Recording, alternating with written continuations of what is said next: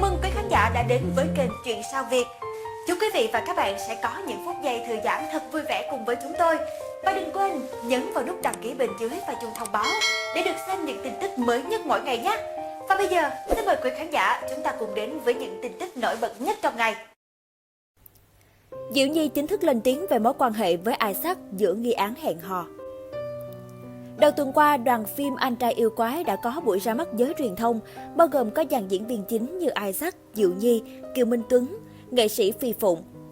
Xuất hiện trong buổi họp báo, Isaac, Diệu Nhi diện trang phục đồng điệu với nhau như một cặp tình nhân.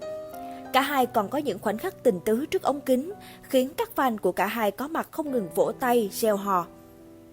Trong phần giao lưu với truyền thông, khi ngồi yên ở vị trí hàng ghế sân khấu chính, thì hành động của Isaac dành cho Diệu Nhi khiến nhiều người quan tâm hơn cả. Cụ thể, khi biết Diệu Nhi diện chiếc váy ngắn, Isaac nhanh tay cởi áo khoác để cô khoác.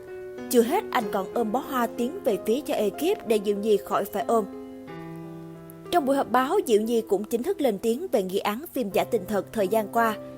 Nữ diễn viên cho biết, mấy anh em chỉ hay giỡn hớt vậy thôi, không có thả thính gì hết. Mọi người từ một phía hết, em đã nhiều lần khéo léo rồi mà ảnh không hiểu. Em với ảnh có những đụng chạm xác thực trong phim, em sợ ảnh nhập tâm, ảnh mê em. Em không hề thả thính, em mệt mỏi lắm mọi người ơi. Nữ diễn viên gốc Bình Thuận còn khẳng định Isaac không phải là gu của mình. Sắp tới, bộ phim Anh Trai Yêu Quái của Isaac Diệu Nhi sẽ được ra rạp vào ngày 29 tháng 11. Ngoài ra, Isaac cũng đang chuẩn bị cho sản phẩm tiếp theo để giới thiệu với người hâm mộ trong 3 tháng cuối năm 2019. Xin chân thành cảm ơn quý vị và các bạn đã quan tâm và theo dõi video.